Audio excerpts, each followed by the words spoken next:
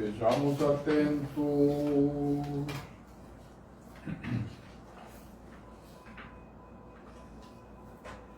Naquele tempo, correndo depois disso uma festa dos judeus, subiu Jesus até Jerusalém. Existe em Jerusalém, próximo à Porta das Ovelhas, uma piscina chamada em hebraico Betzata, com 5 pórticos. Sob estes pórticos jazia uma multidão de doentes, cegos, coxos, mutilados, esperando o borbulhar da água. Porque de quando em quando um anjo do Senhor descia a piscina e movia suas águas. O primeiro que nela entrasse após o borbulhar das águas sarava de qualquer doença.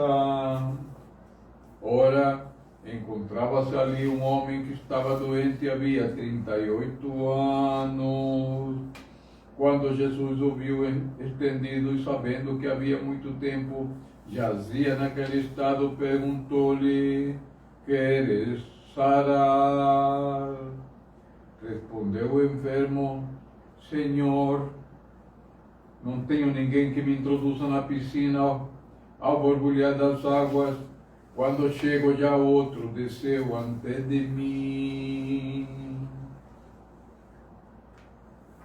Disse-lhe Jesus: levanta-te, apanha teu leito e caminha.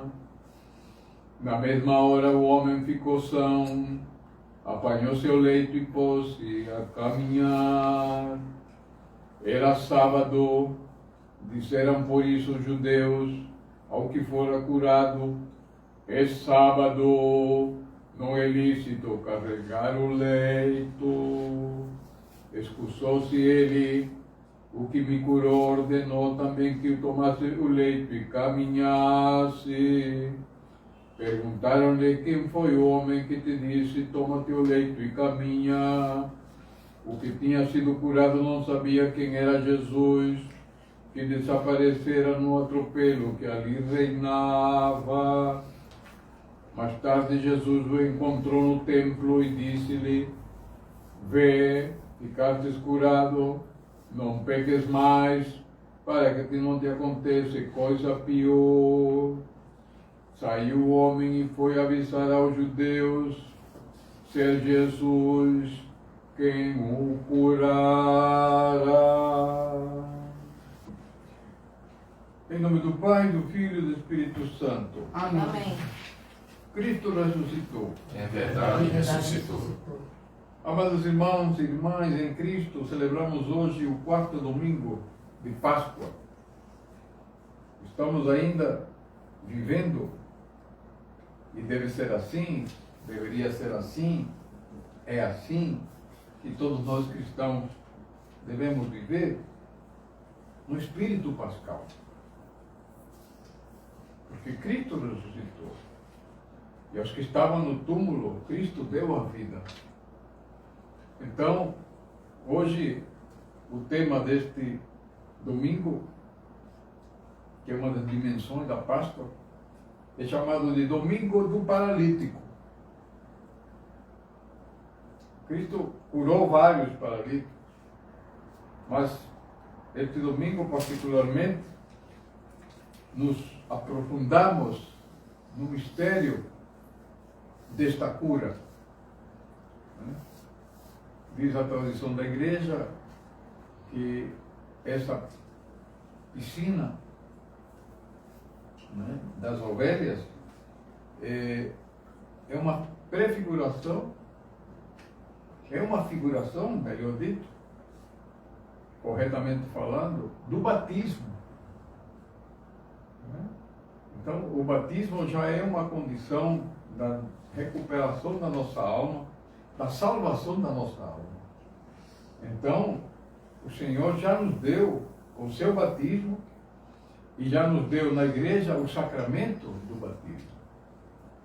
A crisma também é um batismo no Espírito Santo.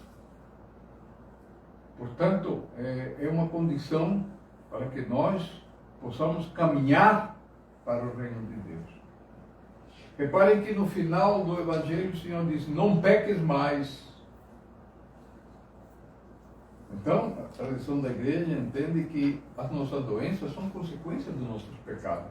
Não estamos falando aqui de castigos, mas da condição, da fragilidade da nossa condição humana.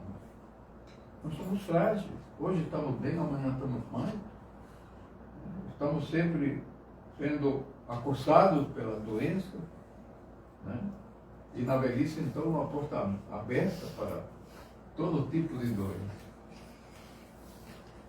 Quando nos perguntam como está, diz, hoje estou mais ou menos. Porque amanhã nós não sabemos como estaremos.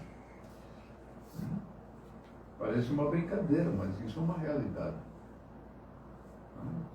É um salmo que diz assim que nós somos frágeis, aquele que é mais ou menos forte, diz, é canseira e enfado.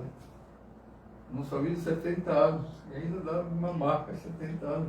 Quem chega aos 80, já é um pouco mais forte, é canseira e enfado. Carregar esse corpo é terrível.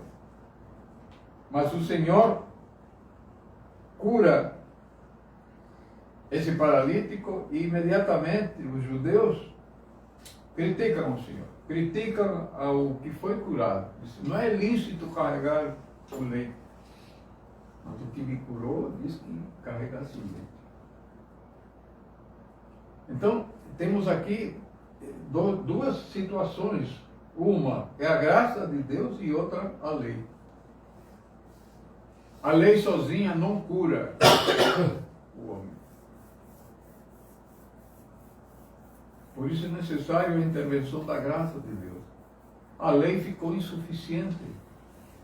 A lei é uma prescrição, é uma preparação, mas ela sozinha não cura o homem. Por isso que Cristo vem ao mundo e nos entrega a graça do dom do Espírito Santo. Então, esta paralisia não é apenas, já dizemos isso tantas vezes, a paralisia não é apenas do corpo paralítico, fisicamente falando. A pior paralisia é do espírito, da alma. Aqueles que não sabem caminhar para Deus, e não é qualquer caminhada, é caminhar para Deus. Porque nós, na nossa vida, nos distraímos da caminhada para Deus. Essa paralisia, a principal paralisia. O corpo vai morrer, o corpo vai adoecer, o corpo não tem salvação. O futuro do corpo é o túmulo. E o futuro da alma? Não é o túmulo, é a vida. Por isso que os tropários que nós cantamos aqui, referindo-nos à Santíssima Virgem Maria, nossa mãe, diz a mãe da vida. Porque Deus é nossa primeira mãe, porque nos deu a vida. Né? E a mãe é a nossa mãe física, através da qual Deus nos dá a vida. Então Deus nos deu a vida para caminhar para Deus.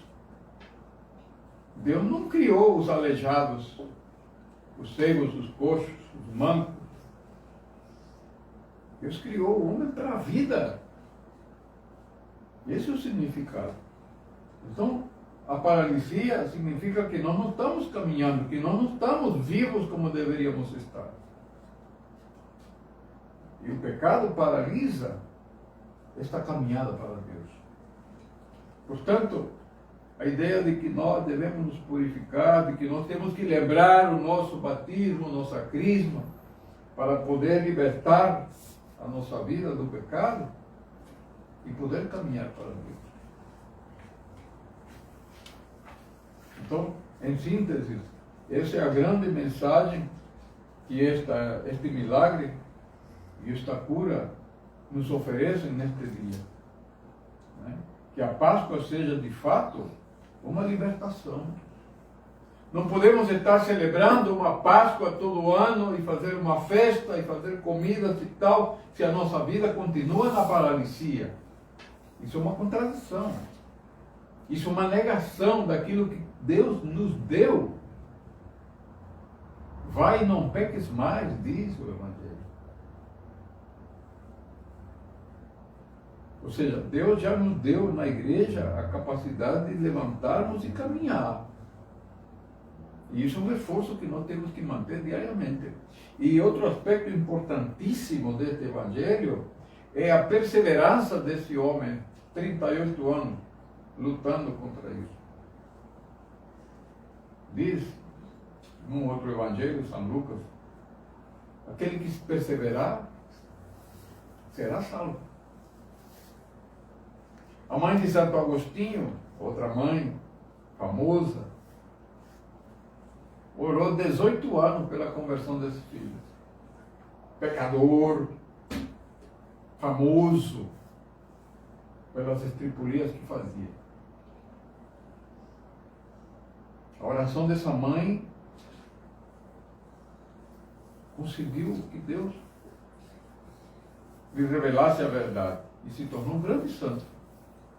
Um dos padres da igreja latina, um grande escritor, um grande mentor espiritual.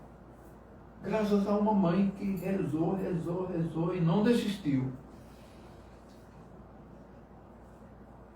Então temos aí o caminho, a receita, o exemplo, o convite a nós persistirmos na oração. O que nós vemos hoje é uma cultura da desistência. Né? Quantos entram na igreja e desistem da igreja?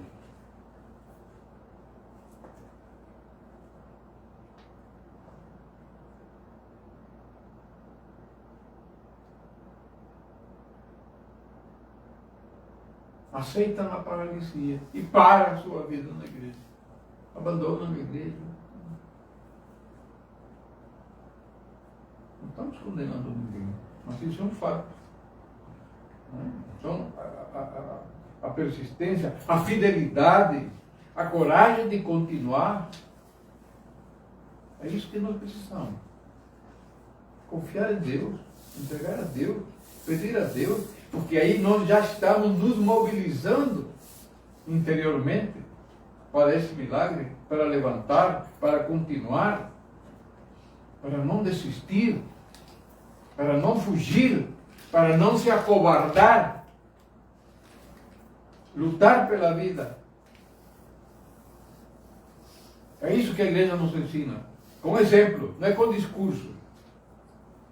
Tantos santos e santas que lutaram, viveram e nos deixaram belos exemplos dessa luta espiritual. E nós desistimos. Preguiça, falta de fé, enfim, tantas razões que todos nós temos. Ninguém está livre disso. Mas nós precisamos persistir, perseverar. E Deus proverá. Não é assim? Portanto, levantemo-nos do pecado e caminhemos para Deus e com sua graça possamos entrar no reino do Pai, do Filho e do Espírito Santo. Amém.